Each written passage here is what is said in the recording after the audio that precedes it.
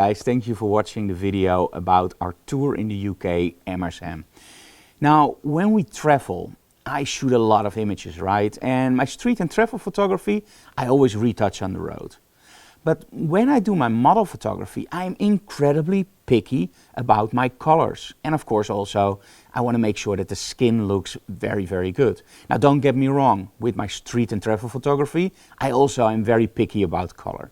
But most of the time, I don't have to work a lot on those images. They come straight out of the camera, I run them through DxO Optics 11, and I make sure that noise is under control, that I like my optical corrections, and I like the image itself. I play a little bit about the highlights, the shadows, and I tint the image. And you can easily do that on your computer if you have a proper laptop. In my case, I use the MacBook Pro, and of course I calibrate it with an X-Rite analyzer, so I'm sure that the image quality is okay.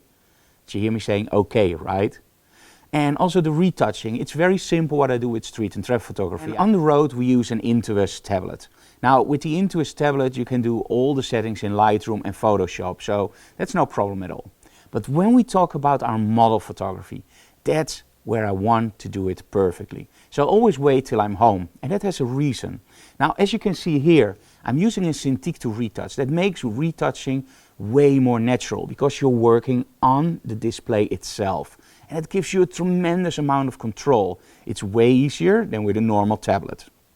But there's another reason. When I do my model photography, I'm very picky about color. I always tell people I'm a 99% digital photographer and I still shoot a little bit of analog. But in my heart, I'm a 100% analog photographer. I just love those colors. So I never actually use images straight out of the camera. Of course, I use color checkers, like we use this for video.